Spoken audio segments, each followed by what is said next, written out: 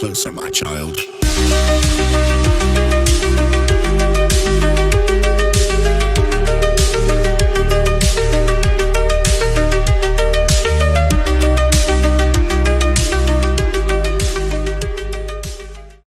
Yo guys, back with another mixtape, and once again I have Bryan with me, Demon Racers as always. What's up? And we also have a special treat. This week I have my buddy Ricardo on from Contend for the Faith and also the Question the Narrative podcast. What's going on, Ricardo? What's up, buddy? It's great to be here. Thanks for having me on. Excited about this. Yeah, me and Ricardo have been talking about collaborating on a few more things recently, and I said I just wanted to get him on the mixtape, and I think this is the perfect format to get. I like to get a lot of feedback on these videos because it's just more fun. Mm-hmm. Yeah, for sure. All right, well, guys, once again, it's shill time. If you guys like this podcast, please subscribe. And if you guys are listening on Spotify or Apple, please give me a 5-star review. That would really help me out. And with that being out of the way, let's go right to the first video, which I think I've got. I've got a little bit of a theme, but we're going to roll with it. Today, we're going to go talk about some ancient mysteries and maybe some mysteries that are not ancient, but they're still historical anomalies.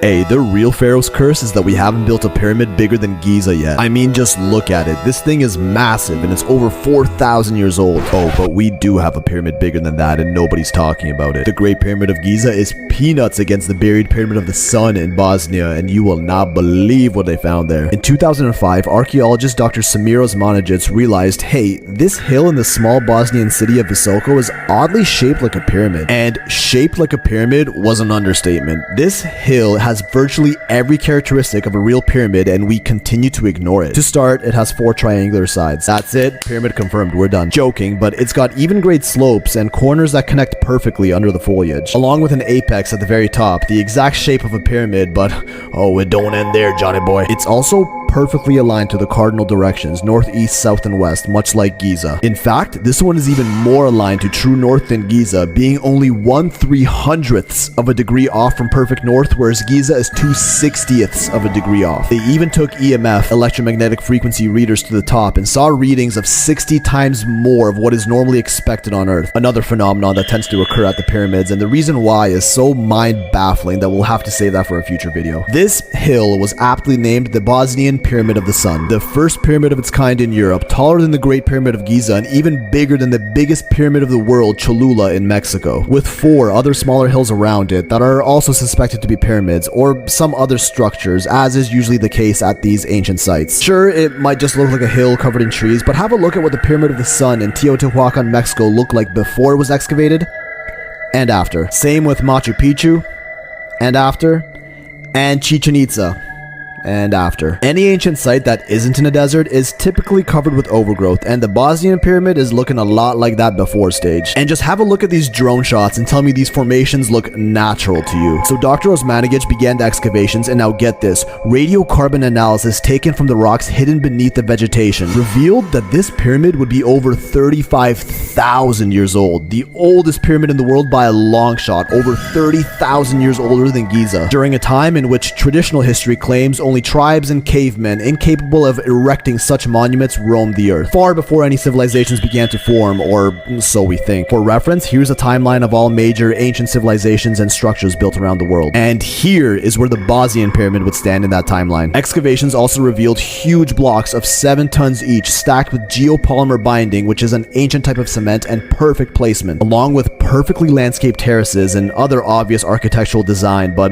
oh no, these are all natural. Note that this was all uncovered up to a meter underground, as would be expected of a pyramid over 35,000 years old. And of course, the archaeological gatekeepers of the world insisted this is just coincidental, with some even going as far as saying Dr. Osmanagic purposely placed these carved stones here to deceive the public. And famed Egyptologist Zahi Hawass, who oversees most of the Egyptian pyramid investigations, even petitioning the Bosnian government to stop these excavations. Within hours of this international discovery, the story is swept under the rug and labeled a hoax. Well, over 50 archaeologists around the world remained optimistic and actually joined Osmanagic's work in Bosnia, with virtually every single one of them who actually saw it in person confirming that nature could not have formed formed these hills. Further studies revealing an entire underground tunnel system in the area, the longest subterranean complex of any pyramid in the world. Inside these tunnels, large stone blocks were found that clearly seemed to be artificially created and placed. Other artifacts like this giant round stone that no one can explain, and a whole bunch of other smaller ancient trinkets, statues, and even what appears to be a map carved into stone were all found around the Bosnian Valley of Pyramids, all dismissed as irrelevant or flat out ignored by mainstream archaeology. Even the peak of the Sun Pyramid forms a perfect triangle with the peaks of the nearby hills dubbed the Pyramids of the Moon and the Dragon. Another crazy coincidence, right? After much pushback, the government actually did grant Osmanagic the right to continue excavations, but with no official funding, the entire project depends on donations and volunteer work. These excavations are still going on, but after tourism to Bosnia slowed down in the last couple of years, progress on these pyramids have as well. As with anything, you could probably rationalize a completely valid reason for each of these discoveries, and maybe it really is somehow just a hill. So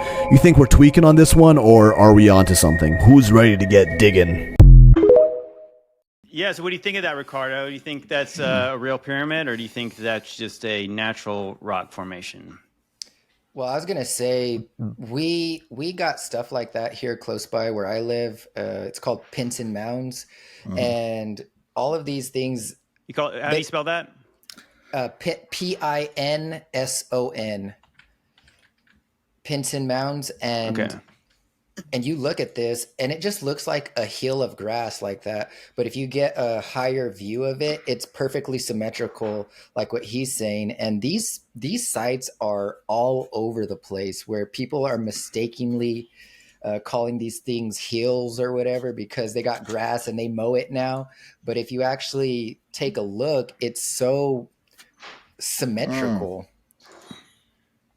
Yeah, interesting. So this is in Tennessee? Yeah, if you get like a higher view of that too, like you could just see the sharp lines. This is the burial mounds. Yeah, you could see the sharp lines and stuff like that that you were seeing in that one video. And yeah, it's people just mistake that for just a heel, and it's just like what we've been discussing about, our timeline, our history. It's just all kind of matching up, you know what I'm saying? And he's talking about like, how did these people build these things? It's just kind of like when we were talking about the old world Tartaria buildings, when you got these people who didn't even have power tools supposedly built all these big mansions, and then he's going back and saying like, well, who built the pyramids? Then it wasn't these people, then who was it? It's kind of the same dilemma that we've been in, right? Yeah, for sure. Yeah, I'm looking. Here's another picture of that. That's yeah, that doesn't look like a regular hill.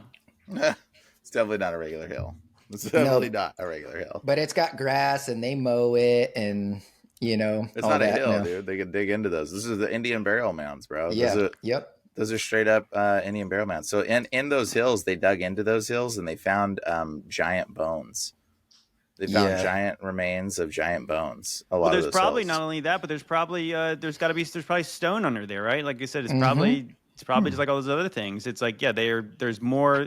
It's not just a hill. It's not just dirt. There's a tomb probably under there. There's other things. Maybe there's a whole building under there. As much sediment could have filled that in, right? This might just be the top of something. That's just the cap, right? Yeah, I mean, it could be. It's interesting. I got one to show you right here. I was like, I already had this prepared. So when I went to Sedona, let me see. I went to Sedona last year, and I went surveying, and I saw this. Oh yeah. Does that not look like? Look at that sharp line. That gives it away. Yeah, I was just like, I couldn't believe it. Yeah, so obviously there's a trailer in it called Pyramid Trail, and I was like, dang, yeah. Does that look normal? Do you think that looks natural? No. I don't think it looks natural. I mean, obviously, then you think about all the whatever happened with potentially Armageddon happening and all the other things happening. Like, what did that place look like in its glory? And obviously, Sedona is a place that has lots of new agey spiritual vortexes, and I think even the Native Americans called this, I forgot, there was a name of this, like a mythical city that was there. Yeah. I believe it. Yeah, there's even a going theory too. There's this guy on YouTube. I forget his name at the moment, but he is of the belief, you know, that a lot of even what we call these mountains are literally petrified trees, which is very interesting. And he has all the receipts. He shows all the similarities and stuff. So like a lot of these rock formations, they're actually trees and like big trees that like maybe have been fallen, that now they're totally fossilized, or what's the word I'm looking for? Petrified. Petrified. Thank you. Yeah, we did a whole podcast. We did a Decoding Babylon about are these giant tree stumps, that kind of that whole theory. I like that theory better than what is it, that they were all once old giants and dinosaurs and dragons and stuff, because I'm just like, to me it's like, okay, you see a face, you can see faces everywhere. I don't like the mud fossil theories. That's humans' natural desire to recognize faces. Like there's a condition for it. Okay, like so you like do in the clouds. Yes, exactly. Like so, anytime we see, it's like some of the start with the P, right? There's a word for it. I forget the word, but anytime you see symmetry, or something like that. Yeah, anytime you see symmetry, you can make a face. Okay, it's like default. Like I'm an artist, so like I draw stuff and all the times, like I used to be or whatever. And so like anytime you see a symmetry of something, it's a face immediately. That's what we think. Like, so it doesn't really matter what it is. It could be a distorted face, or you can see the side profile of something. We think it's a face. And so it's just so ridiculous to assume that like these mountain ranges are all petrified giants, but they definitely are trees. I definitely would agree with that. And I'd say about that video we just watched, like it's so minus the year being 35,000 years old, minus the year. I mean, the pyramid, that could be, the original Tower of Babel for all we know at this point. Like, because like God divided the earth, and like the pyramids are towers of Babel. That's just my belief. And that's what I explain to people and try to like say, hey, look, anytime you see a pyramid, they were sacrificing humans there. And it was a sacrificial point, and it was a miniature Tower of Babel. And the reason why you see the pyramids all over the earth is because towers of Babel just kept getting built after God divided the earth. And that's why you see the pyramids everywhere. They're trying to make vortex spaces to permeate into the heavens. And so like that, I mean, a massive pyramid like that, I would love to go dig that thing up and see if that's, see what kind of weird things you'll find. But I would, if it's that old, if it's somehow able to determine the age of the earth, which is ridiculous to me, laughable at best. But like if it is really old, like, I mean, who knows? It could be the OG Tower of Babel right there that people are looking at. Shoot. Well, the one thing, to comment, that's so stupid that they say they found some rocks to date this 35,000 years old. And obviously I was like kind of cringing when I was watching the timeline stuff. It's like, because obviously we've done podcasts talking about that. The timeline is nonsense. Obviously the timeline is just literally, and I said, maybe I wouldn't say it's nonsense. I think we have stories and people have tried their best to fill in the time, but a lot of it's based on when the biblical account, because they're trying to line certain things up, but it's like, but without a really good starting point, or like even a part where like the book ends, like of actual history, we don't know. And obviously the Bible doesn't talk about Bosnia, it doesn't talk about specific parts of the world. So like trying to date those versus anything else. I mean, to me, it kind of makes sense that, if that was really a pyramid, which I believe it probably was, that those pyramids were built around the same time the other pyramids were built, because it was a time when people were doing all that stuff. So when was that? I don't think they built some pyramid 35,000 years ago, and then they built the Great Pyramids of 4,000 years ago. Come on, like that.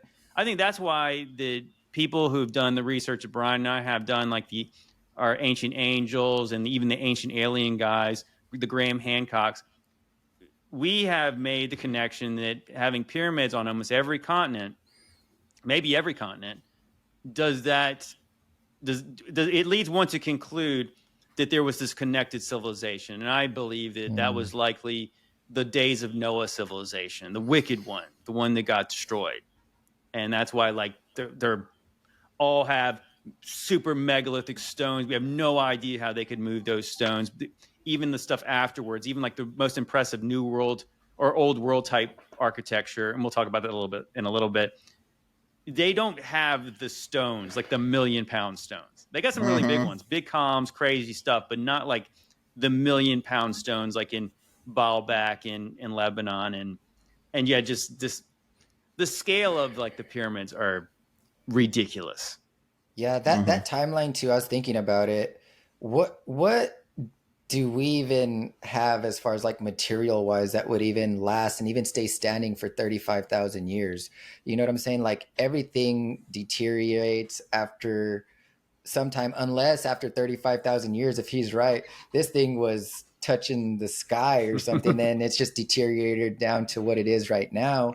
Or the earth is a lot younger than maybe what people say. And that's kind of what I think. So if this was back in the days of Noah, maybe possibly 6,000 years ago, which sounds a little bit more reasonable to me, like just the aging of this stuff. Well, it kind of makes sense in the days of Noah, like how would sediment get on the top of a pyramid, right? Well, if the flood waters were higher than the highest mountaintop, well, that would explain how sediment could cover that, because like the mud flood research really does not explain how pyramids would be completely buried. I don't think, because because the pyramids are too tall. But maybe that's why you would see pyramids in like Egypt in a desert where sand would easily move back and forth. But yeah, like in those kind of places, you get the overgrowth.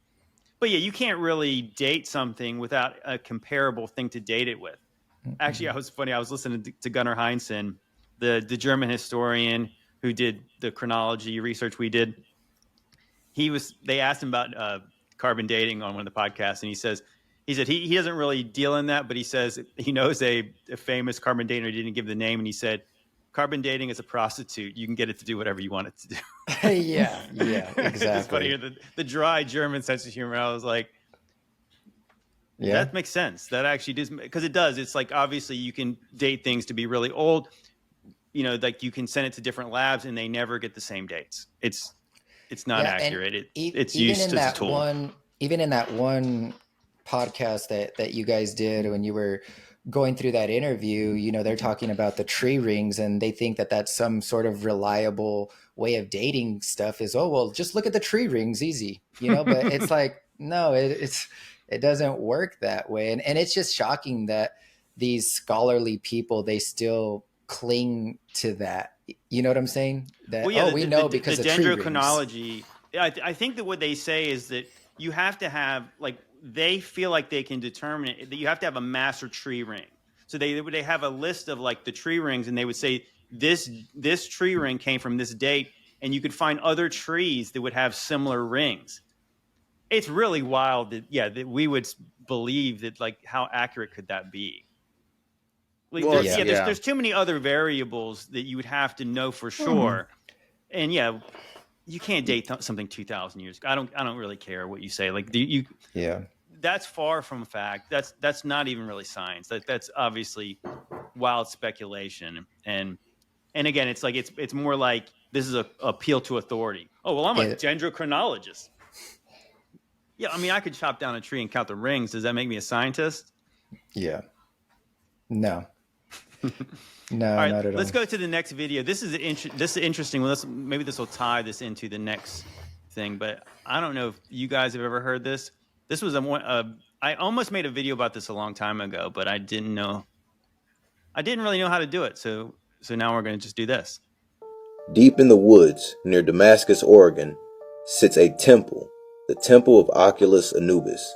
This strange place is shrouded with mystery and has been rumored to be a cult gathering site. Many of the citizens has even gone far to call this place the creepiest place in Oregon.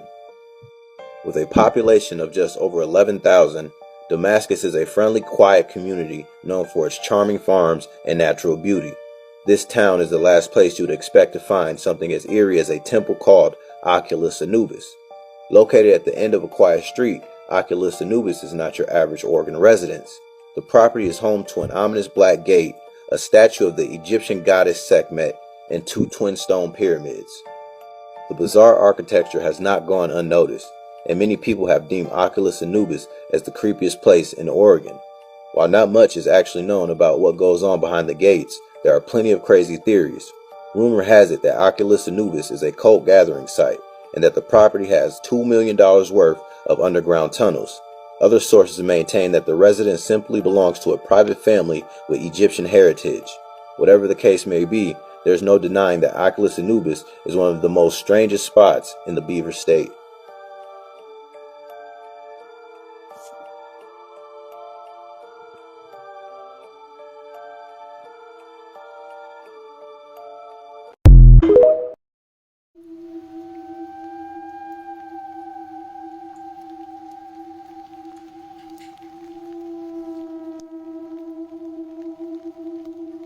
Dragon and a lion. Mm-hmm.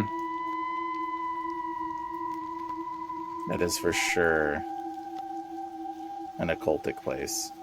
Oh yeah. It's Egyptian. Looks like. Mm-hmm. Oh, is that a stone? Did they make a gate out of stone? The archway. It looks really old. We could have made it look old, but yeah. So what do you think about that? Have you guys ever seen that place? No, never seen it. That's interesting. And now I want to go there. Yeah, it's funny. It's funny that that word got brought up because I forgot what I was looking at not too long ago, and it was about Oculus, and then I thought about those goggles that they make now too. Mm-hmm. They call them the Oculus, and I'm like, well, I'm like, my mind's just kind of turning, and I'm like, okay, what's going on here? But like, I had just literally come across that just like the other day, so that's interesting. And I hadn't dug into it further, but I'd like to. I think I'm sure there's a connection. I think they have another thing called the Oculus. What was it, at 9/11 site? I was that what you're going to bring up? Of course, I was just pulling that up. Yeah. Oculus means eye, right? Yeah. Okay, so Oculus means eye, and so here is. I can't remember. I probably didn't play this video for you guys on JT's mixtape, but I know I played a video about the Oculus in New York City and all the weird 9/11 stuff about that. Maybe I'll have to play that just because. We can chat about the video. I'll tease that one. We can watch that one in a minute. Yeah, no, the Oculus Anubis. I'll tell you guys something. You guys want to know some crazy occultic stuff? Of course. Okay, stuff dealing with demons, bro. So like I have a friend in my prayer groups when I cast out demons, and she's literally stalked by the demon Anubis. I'm not even joking with you. Like he's the god of the underworld, right? The dead. Yeah, the dog-headed dude, bro. And so I started like praying with her, right? And dude, like people will come into my calls and they'll be like, it's so weird when she's in the call. They'll be like, someone just like not even a few weeks ago came in the call and was like, yeah, like I just have to tell you guys, I had a really weird dream before I came in the call. And that dog-headed man came to me, like the Egyptian dog-headed man came to me in my dream last night and threatened me not to come onto this call. Like, and I'm like, oh, wow. Okay, this is interesting because like this demon Anubis is very real. Okay, I'm going to tell you, he's very real. Bro, I had a homeless man got possessed and brought a statue of a man with a dog head and set it at my front door. I'm not even joking, bro. Like, this is like... At the same time? Bro, yes, like this happened. Like that'd be weird. Dude, it's so crazy. Like Anubis literally he was like possessing and trying to affect people to do stuff, but he possessed some homeless man who came up and just set this dog-headed statue of a man with a dog head in front of my door. It wasn't Anubis. It was like looked like a dog hound, like one of like those basset hounds heads, but it was still a man body. It was a king. So he had droopy ears. Yeah, droopy ears, but it was still a dog-headed statue that some homeless man put in my front door. Like, yeah, that's weird. That's bro, weird timing. Anubis is so like he's a very real thing, and like she had worshipped Anubis before we ended up praying for her, and she got deliverance. She had worshipped Anubis and had him tattooed on her leg, and she literally she didn't realize it was a demon though. She was under the New Age, and she thought it was like some spirit. So she would talk to Anubis, channel Anubis, worship Anubis, and bro, the thing was real. It showed up and it started like trying to like affect other people, and now she's like completely delivered from it and all. But like, dude, it would like do this kind of stuff all the time. It would like do crazy stuff like this, and like so I'm very familiar with Anubis. I had to deal with him. She ended up possessing someone and started growling like through her boyfriend or whatever at the time, and like he started growling and like speaking through him. At one point, it was nuts. Yeah, that's weird. So Anubis is the god of funerary rites, protector of graves, and guide to the underworld. Mhm. He's but I think it's interesting that to the Egyptians, I think Osiris was the god of the underworld. So Osiris would be like kind of like, I've always thought that's like your kind of your Well, Iris, antichrist, I. your yeah, oh, yeah, Iris and Osiris. So Mhm. Osiris was like your kind of like your antichrist type figure to the Egyptians. But then they also had, which is pretty interesting. So they have the cats were like some kind of guardians of the underworld too. So they Yeah. got like a dog who's like the guide to the underworld, but then the cats had some kind of connection with like the protectors, some kind of guardians of the underworld too. Yeah. Weird. Yeah. Yeah. So have you guys? So I bring this up because I'm real into Sasquatch Chronicles and also the Confessionals podcast. If you guys ever listen to those, they got a lot of good interviews on there. But they talk about Dogman a lot on that, Mhm. and a lot of people that are saying that they see this Dogman looking thing. They say it looks They're like around. Anubis. Yeah. Looks like Anubis, And and they're literally, around Indian burial sites. and they could literally see like a physical form. And everyone that sees this, they say that it's different from like Sasquatch. Like Sasquatch just seems weird, like it's physical thing. But everyone that says that they see Dogman, they say, oh, it's demonic. They just don't know what, but they're like, oh, it's demonic. Supposedly they say it's bulletproof. Like people have shot it, they can't kill it. But it's just interesting that people are seeing this. Mhm. But today they call it Dogman. But whenever they describe it, it's like they're describing Anubis. Mm-hmm. Yeah, they say black, and he says pointed ears. They'll always describe it with pointed ears. Yeah, like And- yeah, like Mhm. a German Shepherd or Yep. no, or something like that. You know? Doberman Pinscher kind of thing. Yeah, Like- Doberman. That's it. yeah, that's and it. so that's how they describe it. But Oh, yeah, they're those are guard all black dogs, like right? this. Yeah, and so like dude, I'm gonna tell you what, bro. When I've dealt with a lot of demons, a lot of demonic stuff, a lot of exorcism stuff. The Anubis demon, bro, he's like literally one of the most like tangible demons. He does like tangible stuff. Like, and it's just like so crazy. It's funny to me. Like, I think it's kind of entertaining actually, because it's like, oh, that's definitely Anubis. Like, Well, check when this out, people but are that like, w- yeah, But that was this goddess actually, Sketmet, Mhm. is the daughter of the sun god Ra, and is The among the lion more face. important goddesses in the Egyptian pantheon. Skekmet acted as the vengeful manifestation of Ra's power, the Eye of Ra. It's Skemet. Skemet is said to be- Sekhmet, sorry. Sekhmet. Sekhmet is said Sekhmet. to breathe fire. The hot winds of the desert were likened to her breath. She also believed to cause plagues, which were described as being her servants or messengers, although she is called upon to ward off disease and heal the sick. You know, that's interesting. So she has something to do with medicine as well. That sounds very similar to Apollo, because I know that Apollo was also the god of plagues. And he was like known as like, a god of like medicine and stuff too. Wasn't Shiva this kind of the same in the Indian culture too? It's like these all have kind of like Destroyer. some crossover. Well, Shiva is, I would say that he's a comp to Apollo as well. He's the destroyer, Right. and they believe that Shiva had some like ability, like he was involved in creation, but it was first destruction. It was like you have to destroy this thing to make it new. Yeah, but this brings us to like this point that you brought up the Tower of Babel. It's like they're all worshiping the same exact thing, except for just in this culture they call it Shiva. This other culture they call it Apollo. This other culture they call it Sekhmet. But in reality, it's just they're all worshiping the same exact thing, and that gives credence exactly to what we're saying, and gives a lot of proof of what the Bible is saying is real. Like they got separated. They were all doing this one thing. They got separated, but then they just kept on business as usual. But like now it's Sekhmet over here and Apollo over there, but it's still the same thing.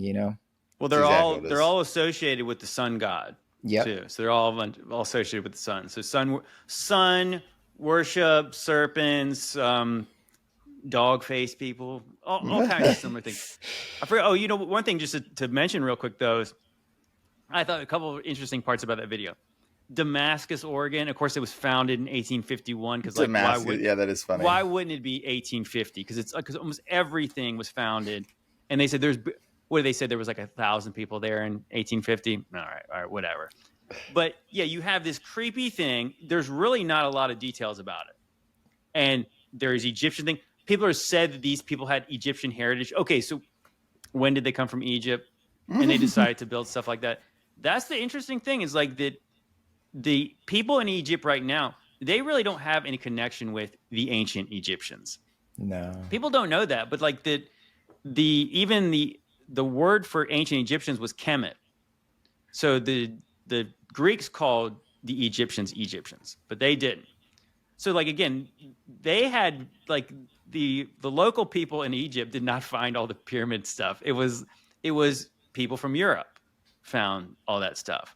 So like they have a lot less connection to the more ancient dynastic stuff. And obviously the stuff we're even talking about could be antediluvian. A lot of probably the most famous pyramids and statues and stuff. I think those, like I said, those people do not have the connection to it. So yeah, I think it'd be unlikely unless they were kind of just like a heritage type thing. Oh, well, we think that stuff's cool, so we're going to build statues and idols and pyramids and altars. There's obviously way more going on. And then you go another level deeper and there's tunnels under there. And because why wouldn't there be tunnels? Because there's always why wouldn't there be tunnels? There was always secret tunnels under this stuff. How about that? Bro, dude, there's the tunnels is so indicative of human trafficking, bro. Like it's so like that spot there's probably so much demonic stuff. They're probably sacrificing people, eating babies. They're doing all kinds of terrible things right there. Graping things, we'll say. And yeah, dude, it's just that's just such a wicked occultic place. I want to go push that statue down. That's what it's definitely got like the Bohemian Grove vibes. Oh, for sure. Right? Like that's kind of what you think. But like this is supposedly just this is not a club there. This is was supposedly like a single family residence. I guess the truth is we really probably, based on the details, and of course, obviously I know that video is not bursting with facts. Like there's probably not a lot of hard facts about this place. There's a lot of mystery about it. And let's just go right into, I'm going to play that one video because I thought because before we get off this video, let's play this video about the Oculus because this is maybe this goes along with it more than we know. Did you know that just 2 years before 9/11, the New York Transit Authority completed a massive art installation called Oculus in the World Trade Center subway station? It consisted of 301 individual eye mosaics based on photos they took of New York City school children. The MTA's Arts for Transit's latest program here at the Park Place Station involves the installation of over 300 thought-provoking eyes and a central mosaic, and they call it Oculus. To generate the eyes, we photographed over 1,200 New York City school kids. Asking them to look into the depths of time, to look into infinity. Like imagining them as if they were a deity. As if they were a deity. Just for an instant, show me the goddess in you. Show me the divinity. Just show me the intelligence in your mind. There's a clarity of your mind. Just open your eye. Which is composed of more than 1,800,000 tesserae. Every single one of those 1,800,000 is cut on 4 sides by hand. So it's a huge amount of labor that has been involved in this entire project. And to make it all happen, 5 years of planning and thought came together in the city of Rome. Let's do something that there's no question that it'll be around for the rest of time. The central work is located in the Park Place Station under Church Street. It emanates from an eye concept surrounded by a map of the world superimposed over a map of the city of New York. Although some parts of it were damaged and much of the subway system near Ground Zero was flooded, most of Oculus survived. The large central piece at the Park Place station is still there today. Isn't it interesting that the new $4 billion transportation hub that was opened at the World Trade Center site is also called Oculus? The architect says it's supposed to symbolize hands releasing a dove, but it clearly looks like a giant eye with huge lashes. It's designed so that it's in alignment with the sun's solar angles on each September 11th, between 8:46 and 10:28 a.m., which is the time between the first plane hitting and the second tower falling. The central skylight perfectly fits this alignment and washes the Oculus floor with a beam of light. Okay. So Have you guys ever seen that one? Oh yeah. I haven't. Well, so show me your inner goddess, maybe like Sekhmet, maybe Anubis. Mhm. What kind of weird stuff are they talking about if it's not all the stuff we already talk about? Like, if we're wrong, give me an alternative explanation why they would have a mosaic built of like basically having to do with like all these kids' eyeballs while they're told to say this, to imagine weird things, and it's on the center of the world. I don't know. For what? Yeah, and then obviously even the Oculus thing, it's like, does anybody really believe that's hands releasing a dove? No. What's interesting too is just the amount of time that they were like cutting out little 1 by 1 squares. Those things were tiny, and they were just setting them. That's insane. The amount of time that they put into that. But even that map, it kind of strikes similar to me like the UN map, and a lot of people say, oh, it's like a flat Earth map, and that's what that kind of looked like to me. And then it's got the eye right there in the center where you would have, like, say, the North Pole, if you believe in like a flat Earth model, or this magnetic mountain there at the middle, possibly. Yeah, like, the eye representing something else. Yeah, like I don't know. It's just interesting that they use that. It kind of strikes you of that idea of like the Freemasonry imagery of like the eye, the all-seeing eye is at the center of, like, a lot of times they'll even show like the pillars, maybe like an arched doorway, and then the eye being at the top. And of course, a lot of them will say that it's the eye of providence. It has something to do with God's eye.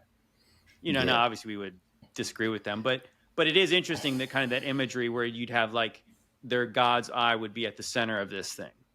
Isn't it? This is what I had thought that the eye really means is like talking about like having your third eye open. Isn't that kind of what that eye is representative of? Lucifer's covered in eyes. So like the eye became the symbol of Lucifer. He, like, if you talk about like the cherubim angels, that he was the covering cherub, it says. And so he would, and the cherubim's description says they're covered in eyes. So it seems like maybe he is the a eye cherub. Symbol. Yeah, exactly. It seems like I maybe never thought about that. That's the eye is representative of him. I think it could have multiple meanings. I think that the third eye probably is, because it's obviously the one eye is a spiritual eye. Yeah. So obviously everyone we talk about the third eye being opened, it would be a spiritual eye. You're seeing into a different kind of way. And that's clearly what they're representing, especially obviously the God thing. And of course, what represents, even like you have the eye of Ra, the sun god, then you have the left eye of, it's the eye of Horus, Apollo, the same thing. Apollo, Lucifer, the same thing. It's all the same thing. It all relates back to this hidden knowledge and insight into Zeus. The occult. Zeus, I'll tell you right now, like I love showing that video to people that are like, oh, you're a conspiracy theorist. Like I'll send that video to people, like, and just be like, oh, really? Be like, oh, really? What do you think about this? Because just watching that alone is so mind opening. You're just like, that's freaking weird. Like, what did she just say? Like, you cannot be a normal person and watch that video and not go, okay, something's up with the Twin Tower thing. Like, what's going? Like, I want to know what exactly were the Twin Towers, because there was the map of the world super transposed, which looked like terrible graphic design artistry. Whoever made that, super transposed of the map of New York City. I'm curious where the Twin Towers are on that map and where it lands. If it lands like dead center of the Oculus eye, probably, I'm guessing. But like, the thing that this is what I find interesting. I'll tell you right now, like when we pray for people and I cast out demons and stuff, demons move through your eye.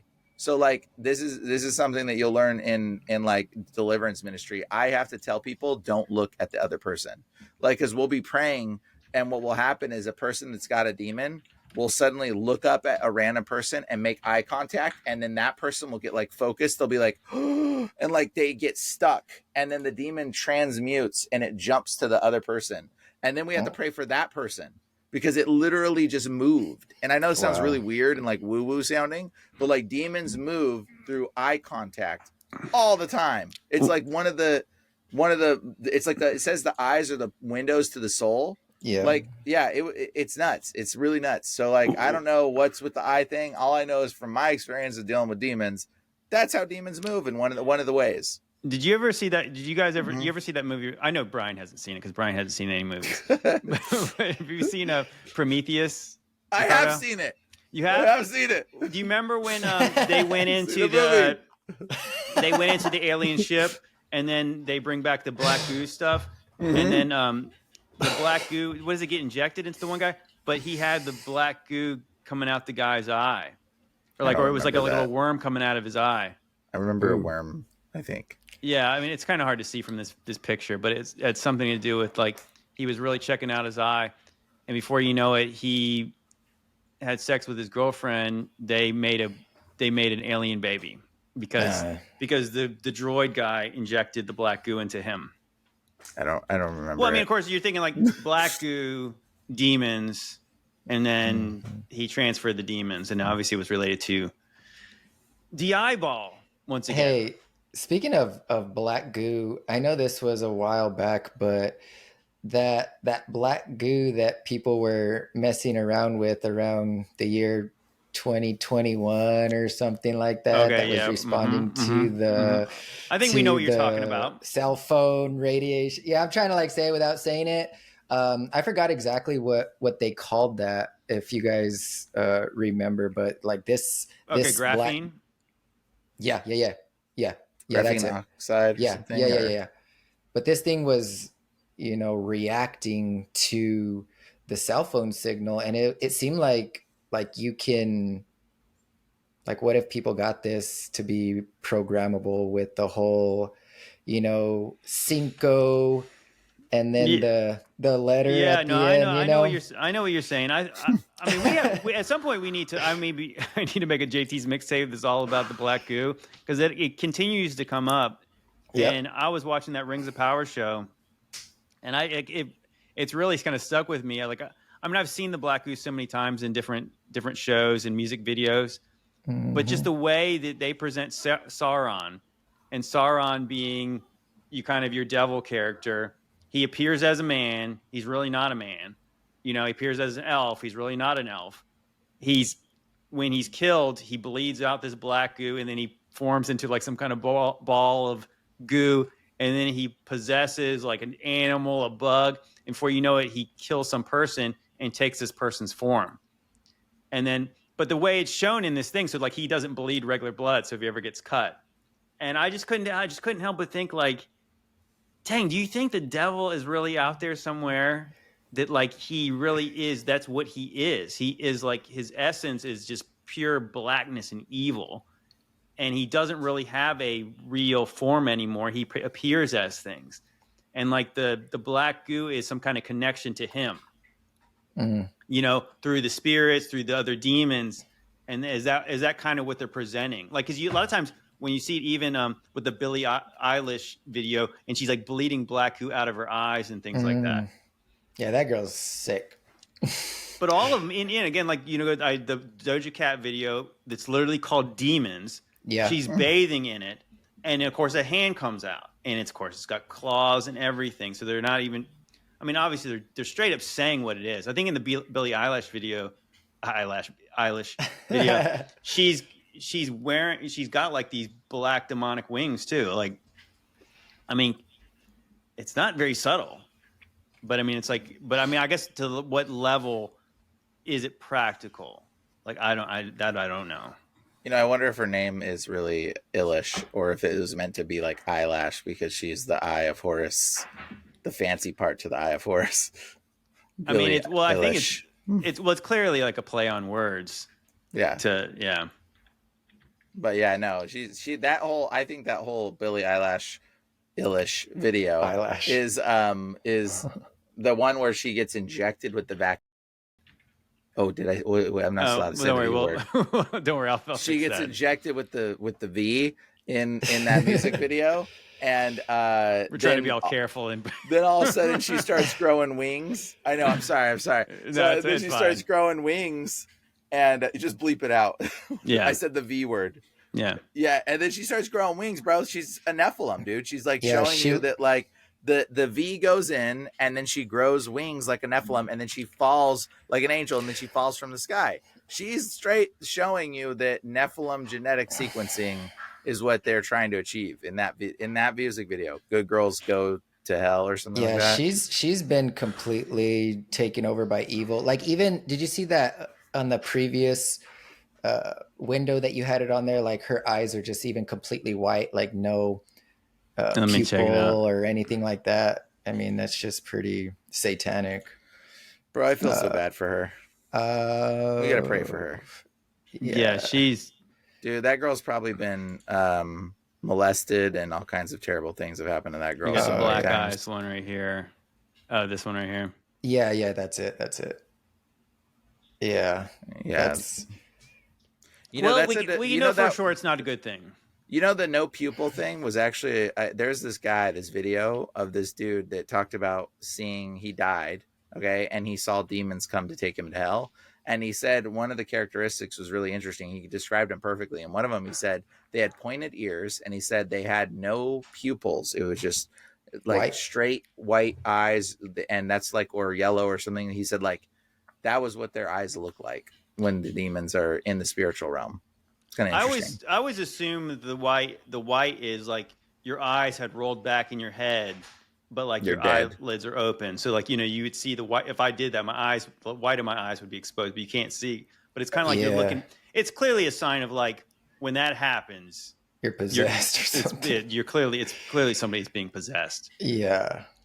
Here, let's go. Let's keep this moving. We've talked enough about demonic stuff. We're just going to talk about hidden history stuff now. We're supposed to be hidden history. Sorry, guys. Well, yeah, it's okay. Total demon talking. It's fine. today. Like I said, this is kind of how mixtape goes.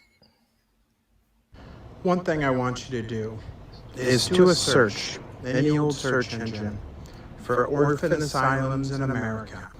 Here are just a few of the numerous ones you'll find throughout America, all said to be founded between the mid-1800s to late 1800s, some even earlier than that. Now just look at some of these pictures alone, and look at the age and weathering, and just sheer size and grand architecture of these buildings. These were said to house desolate children, built in a country that is just over 100 years old according to the narrative. And we have massive palaces in places here like Cincinnati, or this orphan asylum in Grand Rapids, Michigan. When you do these searches, and you look at some of these small towns, look at the populations they have. This very old and weathered building is in Charleston, South Carolina, where you see that guard standing there. How is such a relatively new country erecting all these massive orphanages for children with supposedly no families? This is something you would never see replicated anywhere in the modern day. Yet we have billions of more people here today. And keep in mind, these were popping up at the same time as the equally impressive asylums for the adults. This was how they reset history. This was how they made us forget. Separation and mass relocation. From the survivors of the reset, ripped from their families, brought in on the orphan trains. Question everything, friends. Until next time. I like that guy. He's got some excellent content. But yeah, that's obviously. What do you think about the orphanages and also the insane asylums, Ricardo? Yeah, so we've been digging into this a lot over the past year, and I actually just did a couple videos on this on my YouTube. I just posted these, but it's the time that it was going on, and it's in my opinion, it's not a coincidence that they kind of overlap each other the way they do. It's just like at the same time you got all these orphanages, and then you got the insane asylums. And so my speculation is, if you do any sort of research at the time, why would someone be admitted into an orphanage? And to your surprise, or maybe not to anyone's surprise, one of the reasons why they would put these people in these insane asylum was for religious fanaticism. So just take that into consideration. What would that mean, like in light of what we're talking about, religious fanaticism? So if for example, they survived this 1,000-year reign like we're talking about, like what if they came out of that alive, and yet after that happened, the release of Satan happened, and then he just starts infiltrating and taking over. And just like what they do to people today that are trying to tell the truth, what do they do to them? Well, I mean, you censor them, and and if you can't censor them, you can't shut them up, then you know what they do to you. You're suicided or unalived, whatever people want to call it. But I mean, that's just the honest truth. It's just the same tactics have been going on for probably since the beginning, if that makes sense. But it's just interesting that these people can possibly have been put in there because maybe they didn't want to forget the past. They knew what happened. They knew it already happened, and they're trying to erase that out of their mind. And so it's just like, well, we got to put these people away, shut them up. Yeah, it's crazy too, is you think about it, like, and I've heard the same thing, and I agree that the orphanages and the insane asylums seem like they obviously have to have some connection. Where did all the kids come from? Maybe they were the kids of the people locked. Nobody was just giving up children. Yeah, locked in the insane asylums. So what does not really make sense based on the narrative. Okay, so this country was established, and we were having the Bill of Rights with the First Amendment being freedom from religion, right? Free speech. And they immediately start building insane asylums and locking people away because they have extreme religious views. Well, how does that square? And also, like, I think what's really interesting is the timeline as far as them going across the country. So obviously these things are everywhere. The orphanages and they're worried about the insane surviving, asylums supposedly. are all across, even on the western part of America. So it's like they're expanding westward, and they're saying, well, gosh, we brought a lot of crazy people with us, so we're just going to start building these castles here, and we're going to start locking people in them. You know what I mean? It's like, what? You know what I mean? Like you have these frontiermen, these miners, and not only are they taking their wagons across the country, but they're saying, dang, what are we going to do with all these crazy people? Well, if you watched old West movies, you'd think they would just hang them or shoot them. They would not build a castle to house them in.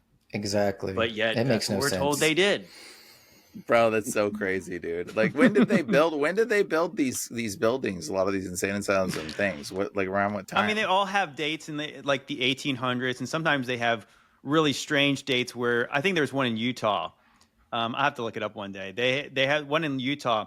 This is the craziest looking prison. And of course, there was nobody who lived there. But what they tell you is, when they first started building it, it was very small, and then it became like a giant castle. They added onto it. It's kind of similar in the way that they would tell a story about how they built this city in 1850, and then it burned down, and they built it again, and they built it again, and built it again. Because if they said they built the whole city out of stone and brick in 1850, then people would say, they did? So it makes more sense to the narrative that it burned down, and then they built again on top of the other city. Because it doesn't make sense that they started immediately building cathedrals and Greco-Roman style buildings as frontiermen and all that stuff. It doesn't make sense. That is very suspicious. I'm going to go right. Suspicious. Actually, I have another one. I meant to play this one first. The 1800s to the 1900s. Like, if they were building it in the 1800s, that's literally the time that like the cowboys are around. So that's like horse and buggy and wagon, and they're like, what in tarnation? Like, they're not like over there trying to subsidize living quarters. Like, they're trying to like survive, like they were like, unless our whole perspective of what we think cowboys are like is like completely false too. You know what I mean? I think all those Western movies Entertainment.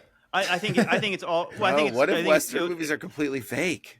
I think what it is I think that it's all propaganda. You know, some people It are going to be might be, offended. bro. Some people are going to be offended by me saying this, but I was started to watch Jesse James. No, well, I was saying it's funny. When I did Ricardo's podcast earlier this year, like at the very beginning of the year. That's what I was saying. I was like that. I used to like watching Western movies like Tombstone, and I thought that's what the Old West was like.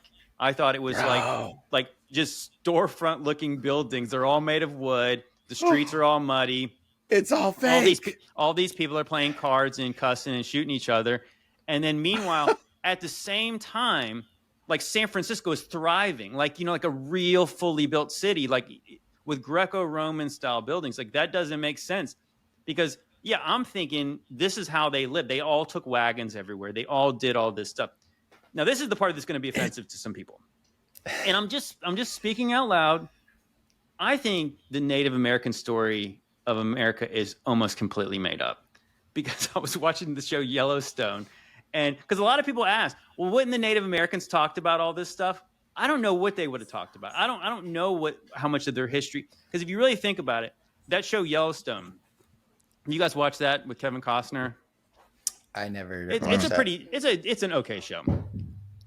But he has this, so he's like owns this like 120,000 acres in Montana. He's on the edge of Yellowstone and all this stuff, and he's having battle like with this reservation. And so like, remember the Alamo? The guy who is like the chief over at the reservation originally thought he was Mexican, and then later he found out he had some heritage, but he was like some kind of politician, some businessman. But then as he's like trying to take power and he's battling back and forth with like the Rangers and stuff, his dream is to go back to just living on the land. And actually, he's like, one day these people came out and built houses on our land. And I'm thinking, like, you know what's interesting to think? Do we really believe that all these people who lived here for hundreds of years, obviously, again, they didn't live here for thousands of years because the Anasazi were before them, and nobody really knows them. So these people did not build anything anywhere. You know what I mean? Like, so like you have evidence of these certain people, like in Kevin Costner's family, if they actually built the stuff on the land. It's like, but the people who originally lived there never built one thing. They've never built any permanent residences. They lived in. I'm not saying some of these people didn't. I'm not saying it's all made up. I'm just saying like that. The idea that America had no buildings before Europeans came here. That's insane. Like, you know what I mean? Like that doesn't make sense to me. That especially like in Montana, cold it would get. You know what I mean? Like you wouldn't build something a little more permanent if you actually live there, but that's the story. Bro, they had that we're told. Bro, they had teepees. Yeah, I know that, and I don't doubt they had teepees. But I would say that if you used a teepee, that is when you are moving. Like, I mean, we have camping, we have sleeping bags and we have tents, but we go back to the house we live in when we're done. I think people had. Are you saying teepees aren't good enough, JT? Is that what you're saying here? I'm saying they're probably plenty good if you're camping. I mean, bro, but I don't think they're plenty good if you lived in the harsh conditions of like the western part of the country. That's like could get really rough in the wintertime. Right? Yeah, the native people, they just weren't smart enough to do that, Well, I think that's what they're leading people to believe. And what I'm trying to say is I believe that the Native Americans were likely a multi-ethnic society. Yeah. And there was some of them who didn't do as much, some of them did way more. And I think that like the narrative behind that, the cowboys and Indians narrative, I think that is what's false. I'm not saying that certain people didn't do those things, but I'm saying by and large, there was probably cities and there was probably people in between the cities. But it wasn't just all in between cities, and the cities weren't in Europe and Asia. There was cities here. And I think that story, again, I mean, it kind of goes without saying. Well, teepees are nomadic. So it's really a nomadic kind of thing that you have a teepee in a tent. And so what if it was just like people that didn't want to be a part of the cities just left and went out into the fields or something. well, that's what I'm saying. I guess what I'm saying is like that. Teepees are supposed to be temporary. That's what you're saying. It just wasn't. I do believe that existed, and I do believe there was cultures that did that. But I'm trying to say that I think that by and large, that was a fraction of the Native Americans, whoever those people were, because some people lived in cities. I mean, obviously, in this kind of research, we'd have to conclude there was already cities here. So, well, there was castles while they were sleeping in teepees. Yeah. Well, there's actually there's a bunch of connections to the Native Americans and Freemasons. I don't know if you know that, but there's some dude that did their jewelry, and he like analyzed their symbols and stuff and their jewelry, and there was some like Freemason Native American chiefs. There was a bunch of interesting stuff connected there, actually. Well, there was also this guy was a worldly dude who did a researcher. There was I read a book, and I forgot the guy's name now, but I think his site was called ourfalsehistory.net, and he actually said that the Native American tongue was actually similar to this old German language. Because have you ever wondered how the settlers came over here and they communicated with the natives who didn't speak the language they did? It's interesting, like that. How would they have? Well, we're taught that they taught pilgrims how to eat and plant crops and feed themselves, or they were going to starve. But somehow they communicated. Even like the story in Virginia and North Carolina about the Pocahontas story, that John Smith was one of the first people who came over here from England, and he married this native. And then who was like a child, by the way. Right. But I mean, it's like, but you know what I'm saying? Like there's some kind of a disconnect between like how these people actually mesh together with these people. And then of course, I do believe that it's possible that they did know more than we're ever taught, because that's why there's not a lot of them left. Yeah. And maybe that's the real story, that they got pushed into these certain places, almost like they didn't put them in the insane asylum castles. They just shoved them into a small corner of this country, and then generation dies out, and then the stories are kind of just like, oh yeah, these people are they like to talk. They say stuff that's they have a different narrative than we're told. But it's also different than the one they teach us, like the woke people telling us about the Columbus stuff. That's how bad a guy he was. But then all these other people are just living off the land, just like they're the Na'vi from Avatar, just living at peace with the land, and everything's perfect with Mother Nature and all that stuff. That's not. I don't buy that for 1 second. Yeah, I got something interesting for you too, just concerning the Native Americans. You said that the language seemed real similar to German. I know that we're trying to piece everything together, but one thing that I've heard before too is that in the old Native American, they used to be in tribes, and people have wondered, like, are these the lost tribes of Israel and all that? And that supposedly there was like 12 tribes of these Native Americans, and that their language is actually similar to the old ancient Hebrew. And what's interesting is there's this lady who wrote this book called He Walked the Americas. Have you guys ever heard of that? No, I have not. Was this person a Mormon? Listen to this. Was this a Mormon? Because that's what the Mormons believe. No, she's not Mormon. And see, here's another thing that I want to touch on that too. So in light of all of that, I think that there may be some truth to some of these other religions, you know what I'm saying? But like Satan has basically infiltrated and corrupted it to where immediately, like what you just said right there. And I mean, no offense to that whatsoever, but like people, they hear, well, isn't that Mormon? And right away, boom, they turn off their mind. Yeah. Like, don't even consider it. It's like, oh, well, that's a Mormon thing. It can't be true. But this lady she doesn't even claim to be Mormon either. And she went and she's supposedly interviewed all of these tribes. And I'll read to you right here too, what the summary on the book says. Yeah, I just gotta say, Ricardo, are you Hispanic? Are you Hispanic? Are you like, what is your national? Okay, good. So you're a Native American, bro. So we can talk about this just for any viewers. He's a Native American, so we can't get blacklisted, guys. Okay, keep going. Yeah, so it's totally a coincidence that we had you on the show today. Yeah. Yeah, But catch this. This is a book written by a lady named Taylor Hanson. And so this is the summary that it gives here on this book. It says, almost 2,000 years ago, a mysterious white man walked from tribe to tribe among the American nations. He came to Peru from the Pacific. He traveled through the South and Central America among the Mayans, into Mexico and all of North America, then back to ancient Tula, from whence he departed across the Atlantic to the land of his origin. It says, who was this white prophet who spoke 1,000 languages, healed the sick, raised the dead, and taught in the same words of Jesus himself? These are true Indian legends gathered during 25 years of research by L. Taylor Hanson, archaeologist from many different tribes all over the Americas. By consulting museums, libraries, and experts on folklore, it has been possible to correlate the findings into this fascinating book, backed up by the spades of the diggers into ancient ruins, and by all the sciences with which L. Taylor Hanson is familiar. This is a book. Taylor Hanson? That's what it says. The name of the person's L? First It's L?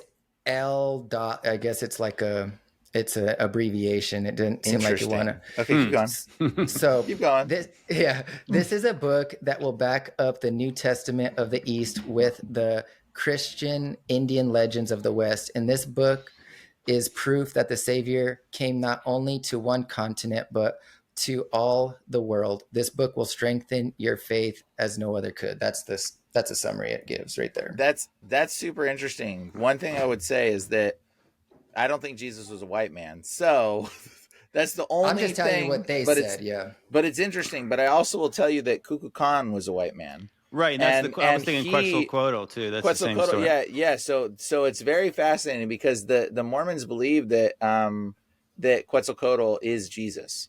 Okay, so they believe that's what I was getting out of it. Interesting. That's what I was thinking. And but it's very obvious that Quetzalcoatl is not Jesus; it's Satan. So and he's an El. He's an Elohim, actually. Well, he's the plume serpent. He's the plume serpent. And they say he didn't want human sacrifice, but all the other gods did. No, he did want human sacrifice. In fact, you can look at the drawings of the plume serpent eating humans. And it's very obvious that Quetzalcoatl wanted human sacrifice. Like, so they try to write it off and be like, no, he didn't want human sacrifice. No, fool. Why do all the drawings show him eating people then? Like, clearly it's not a good thing. And so, that's interesting. The last week we showed that video of the guy doing the Quetzalcoatl plume serpent dance in the Catholic Church. Oh yeah. Oh, that's interesting. For reals. Yeah. And so the L's though, and this is interesting that the person's name calls himself L. So anytime I hear the word L, I'm always very suspicious because I'm just like L period or EL. EL, L period, anything that's L sounding, because there's like this thing where like the Lord has like set some rule in place where like demons have to like announce their selves. Okay, so that L you're is without like excuse. of the Lord, right? Yeah, what about even like in like Spanish, L just means it's a masculine. Yeah. Yes. And they've because they took over Spanish because Pan-ish was Pan-ish. Ish means like. Pan-ish means like Pan. People like Pan. Just like Hispanic, Pan-ic means people. Pan. Hispanic means people of Pan. Like this is literally the Spanish and Hispanic lineage. So like there's a lot of people that are Spanish or Hispanic that are really, there's people that are like hairy from the waist down and have zero hair on your chest up. I had a friend that was like this, and we would just like laugh at him when we go swimming, and we were like, he's like a woolly mammoth from the waist down, but like from the chest up, no hair. And like you might like, bro, if you're Hispanic, it's possible you can be like that even. And like it's because they're like Pan, because there was like a hybridization of Nephilim genome sequence that went into the Spaniards. So the Spaniard people were like this, and then they came over Spaniards. Okay, Pan. Yeah. Okay, Spaniard. That's what they're saying. They're like people that are like Pan, that are like the goat god, half hairy on the waist down, chest up. They have been Nephilimized, hybridized. And so this is literally where this all stems from. And so they came over to the America people and mixed in, but the white people were also like Nephilimized lineage people that were like supposedly the Els, the Elohims. They were supposedly good guys, and they taught them stuff, and they acted like good. And the Native American people praised these things because that's where they got their perfect calendar from. That's where the Aztecs got their information from. And so, like, it is possible that it's Jesus. I wouldn't put it past Jesus to like just show up and like go through Americas at all. Like, I'd be like, dude, yeah, like it could totally be Jesus. It could totally be him just showing up and being like, yo, hey, I'm here because like the stories of Jesus coming were in the Americas. Like the story of Machu Picchu. I don't know if you know this, but there was a star that my friend is Peruvian. Oh, it cut out. You got muted for a second. Okay. And in Peru, one of my best friends is Peruvian, and I asked him, I'm like, hey, what's the actual native story in Peru about what Machu Picchu is about? Right. And he's just like, okay, well, this is the story that my people know, my family knows, but it's not like the common story that is put out there in the narrative. He's like, but this is what happened. There was not the people, not us, not the Peruvians built Machu Picchu, but a race of deformed giant homosexuals. Okay, homosexual deformed giants built Machu Picchu. Okay, I'm not even joking. This is what they believe. And then a star came down one day and shone really brightly and scared the giants off, and they went into the hills and killed themselves, and they just disappeared after the star. Well, that star is the Star of Bethlehem, because they knew the prophecy that said when the sun came, it says he will crush your head and you will bruise his heel. And so all the giant Nephilim people said, oh shoot, the Star of Bethlehem, that's the Son of God. He's coming to crush our head. And they went and killed themselves. And so they knew that prophecy in South America. They knew that prophecy even there. So it's not far stretched for Jesus to somehow make an appearance and show up and be like, yo, hey, I'm that star. I'm that thing that you saw. Yeah, here's what I was going to say, and then we'll move on to the next video. But here's an interesting idea is that, what if that some of, like, not saying there wasn't a plumed serpent, not saying there wasn't these demonic entities doing the same thing, but what if that, again, in the little season idea that there was 1,000 years before all these people we know have these stories, what if there really was a story of Jesus being around here? Because people have often wondered if the saints had this 1,000-year reigns, did Jesus come down to the earth and interact with people? Right. What if that's evidence that he did, and we're still trying to say no, that was the devil, it was some kind of other thing? What if it was? Right. Yeah, I'm just throwing that out there just for anyone who wants to just like kind of dig into that a little more, consider, because what else is interesting, and we've talked about this in one of our podcasts, and the podcast name is called or just like the correlation between certain things that are in the Bible, but yet they're only found in America, which is weird. Like, like gopher wood, corn is in the Bible. Even the red heifers that they got. Yeah, they had to go to Texas to get them. Yeah, where'd they get them? They got them in Texas. Had to get them in Texas. And what's crazy, even rams, those are native to America as well. And so you got in the Bible, they had the ram's horns and all that. So I mean, what? Yeah, and obviously God provided a ram to Abraham. Yeah. What? Wait a second. Rams are not in over there? They're not over there at all? They're native to America. Maybe that's a translational error. Or do you think it's like, that's interesting. That's really interesting. Well, remember Vitaly, he's the one who pointed out when they were saying that the apostles were going and they were picking off corn. Yep. And they're picking off corn. And some of the translations said wheat. And he's like, there's other words for wheat. And he was saying like that you would get sick if you just started eat raw grains, but you could probably eat raw corn. Yeah.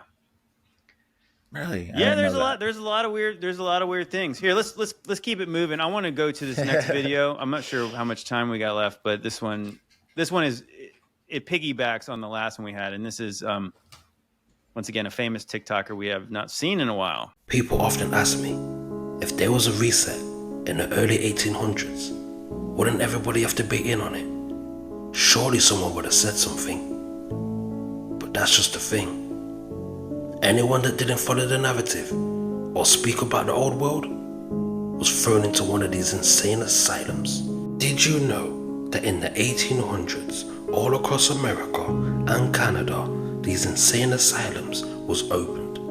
Understanding that many of these cities was only just founded, Where do you think they was getting all of these insane people from? And how did they know there was going to be so many that they decided to build these massive structures to hold them in? This is the Central Lunatic Asylum in Ohio, built in 1832, and it looks just like a repurposed castle. This is the Columbia State Hospital, also in Ohio, and this was the biggest building in the United States until the Pentagon was built. And if you've been following me, you will know that I don't believe they even built this hospital. I believe it was from the old world, and they repurposed it as a detention center for anyone that spoke about the truth. I mean, just look. This is the St. Vincent Hospital in St. Louis, and they say it was built in 1894 and opened in 1895. So you're trying to tell me this took 1 year to build? So like I said, anyone that spoke about the reset was silenced. Yeah, that's a good one. In 1 year? Yeah, no. No, Bryan, you had a good call there. You were mentioning that one crazy hospital, there's nothing around it. Just desolate all around. You know, I think that's What a common the heck? theme where I've seen a lot of those things. Because again, go back to Yellowstone. I was watching that, and I remember that Helena is the capital of Montana, and that has a crazy. They show it often in the show. They show like the state capitol building. When you see the pictures of it being built where it's at, it's just like it's in some desolate looking place, and it's just standing there all its lonesome. Elaborate building in the middle of nowhere. What in tarnation? I done near got to talk like this from now on, because now I know this talking like this back in the day is probably fake. You know what? You're gonna have to. You know what? Because you brought that up, I'm gonna have to go right to the next video because I'm gonna do back-to-back Bully Slayer videos because this video cracked me up. I'm just blown away. Like thinking about right now that the forest time, the cowboy times ain't real. Check this out. Oh, we've got your ass. We've got your ass now. Now this is what it looked like after the last reset. So after the fall of the Tartarian Empire, there was a lot of Tartarian tech just lying about, and the settlers, which you know as the founders, moved in and salvaged what they could. I mean, how many times have I told you that these men with the horse and wagon did not build these structures, and this is not their technology? Are you trying to tell me that they would build train tracks, tram lines, and carts, but didn't know how to build an engine? Come on, brother. This is what it would look like in today's day and age. It's like somebody riding up on a horse, finding a jeep, but didn't have a key, and decided to use horsepower. And this is why they used to say, what in tarnations is going on? Because when it came to Tartaria, they didn't have a clue. What in tarnation? That's some real horsepower. You know what's funny is that the word horsepower, because the reality is, like, if we started converting it into cars, right? We supposedly built an engine. Why would you immediately equate it to horsepower? Like, horsepower is literally because you know something is being pulled by so many horses. But if you made an engine, you have no relevancy to what that power is. Like, it's kind of silly, but like seeing that picture of the horse pulling something on a train track gives me a better perspective of why you would equate it to horsepower. Absolutely. Yeah. That is really interesting. 2 horsepower. Yeah. Yeah, you got Stagecoach. It's got 6 horsepower. This one, this here, check this out. Here, this is Hey, one moment. Okay. So just even the railroad tracks were all that infrastructure, if you think about it, it was already there. Like, they didn't even build the railroads. It's just like they inherited everything. And one thing to consider is, what if, in the millennial reign of Christ, even at that time, they were still required to go once a year, right, to the feast of what was it? The Stukat. You know, I'm still on the fence if that was like a literal. I think that that could have been a figurative. I think that was a heavenly thing, because I don't think they were going back. Because some people have brought that up, but the more I read my Bible, I'm thinking like that a lot of these are references to the current law as they stand now. So I think that any of those, what that would mean would be a symbolic thing, and I think that would be a spiritual thing, because if you read even Ezekiel about like the new temple that's way bigger than the one they ever built, it's talking about them sacrificing animals again. So I don't think Jesus came, died, rose again, came back, and then they start doing the old law again. Right. I don't think so either. I think that's a little bit questionable, but it is I get what you mean though, Ricardo. Like that's an interesting idea that like maybe they built the railroads to make their pilgrimage back or something. Yeah. Mm-hmm. That is fascinating and interesting. I was trying to see like if I have a picture. There's actually pictures of the railroads, them digging them up. Have you ever seen those, Ricardo?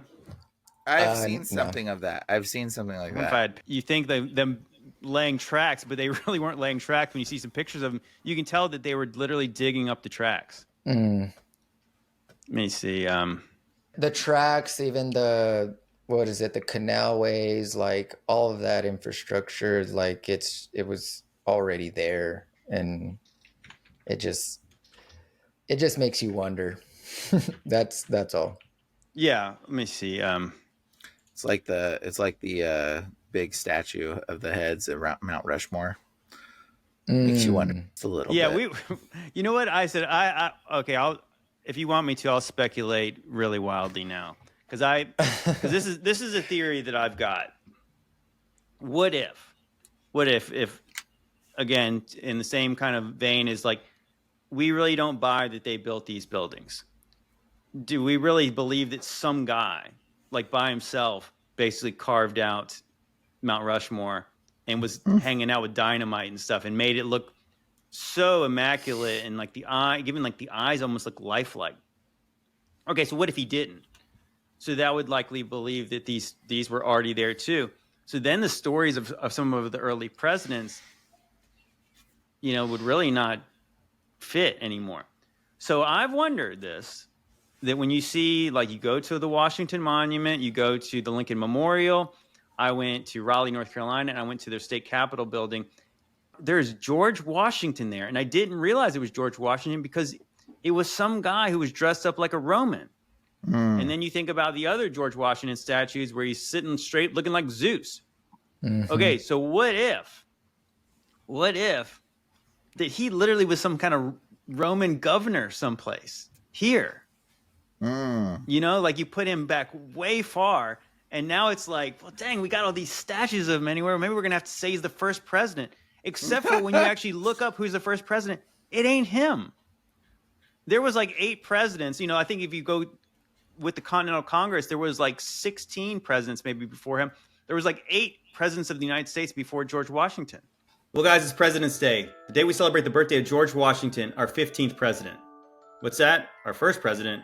No, I'm sorry. That's incorrect. When I found out there were 8 presidents before George Washington, I wanted to smack somebody. In 1776, America declared independence from Great Britain. In 1781, the Articles of Confederation were ratified. In 1783, a treaty was signed in Paris where Great Britain acknowledged the United States as a sovereign country. Guys, George Washington didn't become president until 1789. So all these guys were president before George Washington. Peyton Randolph being the first.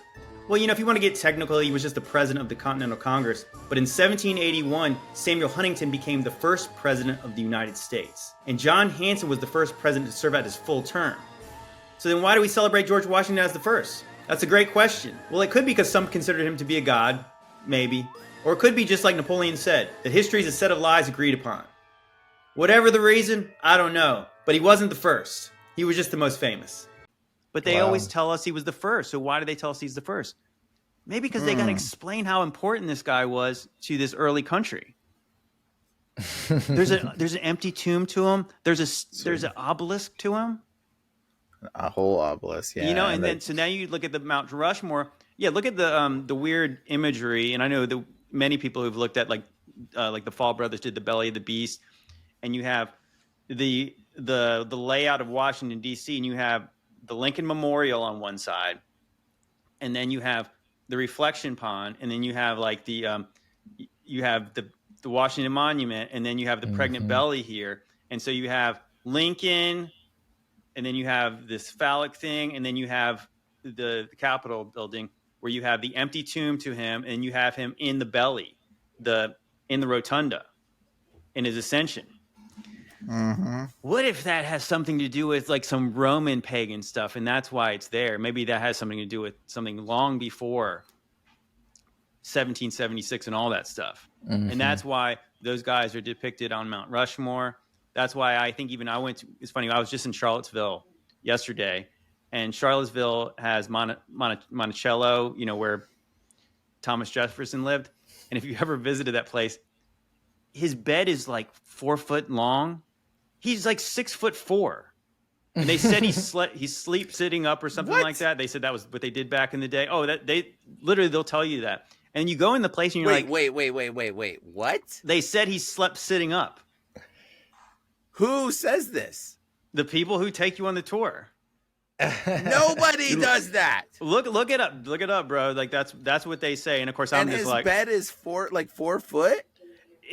It's not as long as his body. I know, I 100% say. I'm not sure if it's 4 foot, but it's really small. But you go to these places, and it does not look like anyone lived there. It doesn't look like a normal house. There's no even dining room area. There's no big tables there. It's this estate. It's the weirdest thing. It's almost like this is all made up. Like this stuff is all like 100% of this seems like a lie. They're just making stuff up because it makes no sense. Yeah, we're in a big simulation. We're in a simulation. Yeah, Thomas Jefferson. So you got Thomas Jefferson, obviously Abraham Lincoln, and you have Washington. What the weird outlier to me is Teddy Roosevelt. How did Teddy Roosevelt get on Mount Rushmore? Because he was a good hunter? Because he got shot once when he was giving a speech and he continued to give the speech? Like what? You know what I'm saying? Like that wouldn't it make more sense if it was somebody like John Adams? Right? Like somewhere contemporary of these other founders. Like, so obviously Teddy Roosevelt's not a founder. He's supposedly like in the 1900s, right? Yeah. He's not that impressive. I'm saying like at this point I'm not even sure.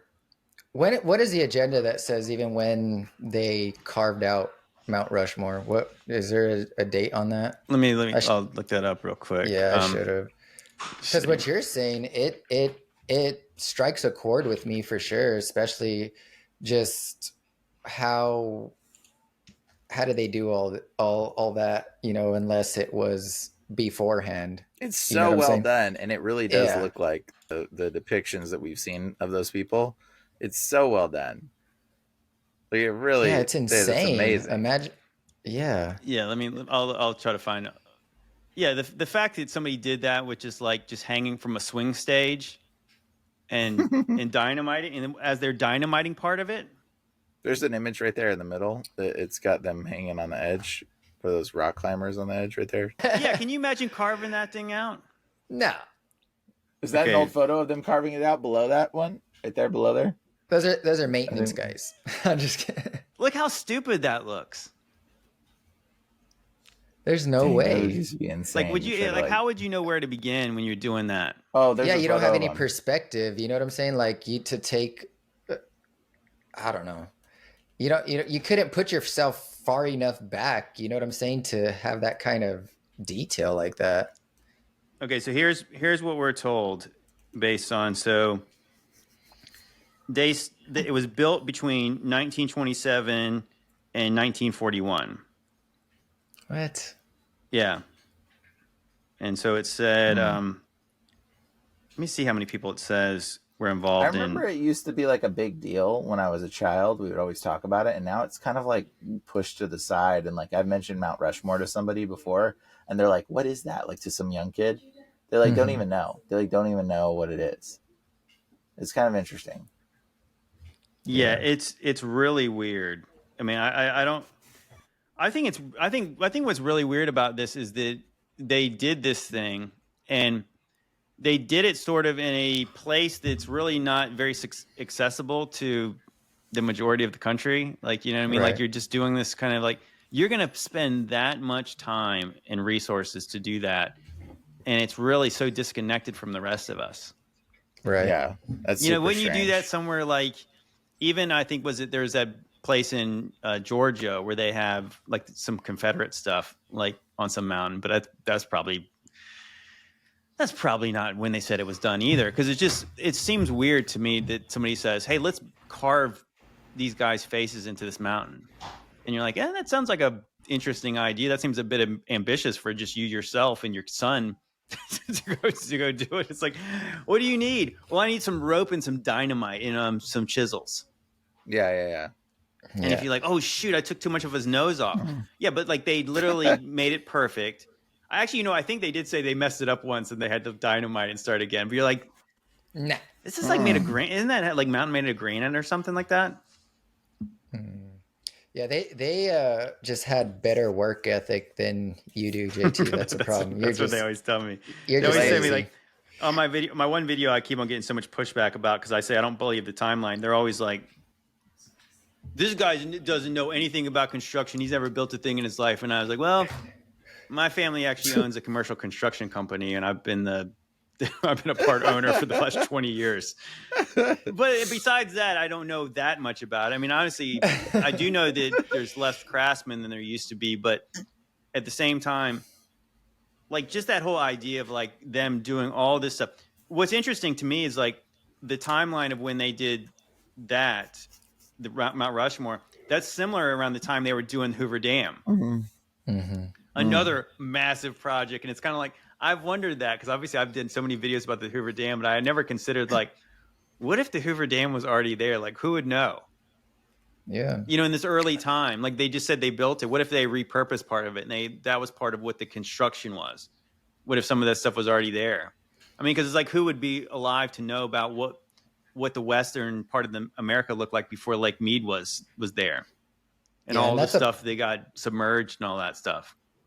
That's a problem. Is that we're getting to a point now, like you had mentioned Mount Rushmore, to where it's getting pushed out to like it's already been 100 years or close to it since they did that, and pretty much no one is alive today either to confirm or deny if that's true or not. You know what I'm saying? And so that's the issue. There is it's just getting too far in the past to where no one is alive anymore to confirm those things. Yeah, bro, with over 100 years of difference, you could lie to the entire world and make them believe something within 100 years. You could totally change the narrative within 100 years of anything. Yeah, of anything. Yeah, without a doubt. I mean, I think that at this point, it's really hard to know like that. And maybe if that's the thing, it's like it's even based on the current timeline. That what if they were again like the timeline of them creating Mount Rushmore was them just kind of restoring it, you know, versus like actually carving it from literally a straight up mountain. This is a good mountain to just start carving into. Wouldn't you do it next to the highway or something? You know, like a major highway where everyone would see it. Yeah, I don't know. I don't know. Who knows? I think maybe we should just end it on that. Because I think that's a we'll let you guys in the comments let you guys speculate wildly. Do you think the stories of the Native Americans are exaggerated? Do you think the construction of these insane asylums and orphanage, do you believe they built castles to house foster kids and crazy people? Do you done there believe that the Western world of the cowboys and Indians is a true story? Then they're talking about this over there, shooting them with the cowboy guns. You know what I'm saying? You know, and I mentioned to Ricardo back in the day, Wyatt Earp, probably one of the most famous cowboys there ever was. That dude lived into the times where he was training Hollywood actors to be cowboys. So it wasn't even that long ago. I mean, like I think to me that when I first heard that blew my mind. And wait, Wyatt Earp taught people about to be cowboys? Yeah, because you're really thinking about it, like we're the story of Tombstone, like the shootout in the OK Corral. I want to say that was the 1880s, and then so he didn't die till 1929. And he lived like in Hollywood. Bro, what if he's like a basically MK Ultra dude that was? MK Ultra. I think it was before that. Before they might have had some old school. Well, they had MK Ultra before MK Ultra. You know. Well, I mean, I think that again, if who better to lie about what happened back in those days than one of the guys who was supposedly there? Wyatt Earp's a liar. That's it. It's done. Well, Wyatt Earp is what's interesting is that, you know, not to go too far in this rabbit hole, but Wyatt Earp, even if you watch the movies, he was not a good guy. He was one of the good guys, but he was really not. I mean, a lot of stuff happened in those shootouts, and I don't know if it was all fair. He fought fair. But they do make you like, that's the thing about Western movies. They do actually make you like the bad guys, kind of. Like all the Clint Eastwood stuff, he's never like a white hat. He's the gray hat. He does whatever he needs to do. And that's kind of what they tell you in that. It's like, that's why people are enamored with the Wild West, is that you could kind of do whatever you wanted to do. A do what thou wilt attitude. Yeah, no doubt. Well, anyways, guys, on that note, we're going to end. Once again, you guys check out the latest episode of Ancient Angels. Check out Demon Racers.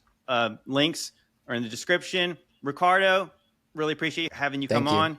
You got anything you want to promote? Tell people where they can find you. Yeah, sure. So I got a YouTube channel. It's called Contend for the Faith.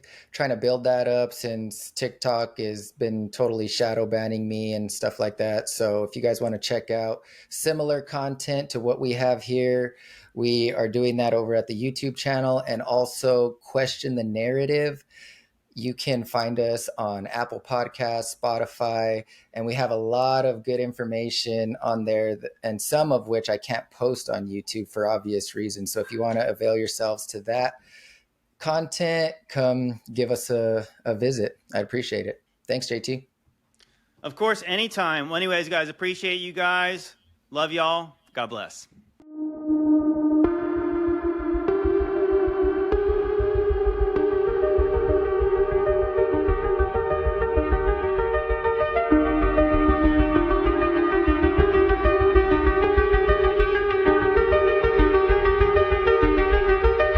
Come closer, my child.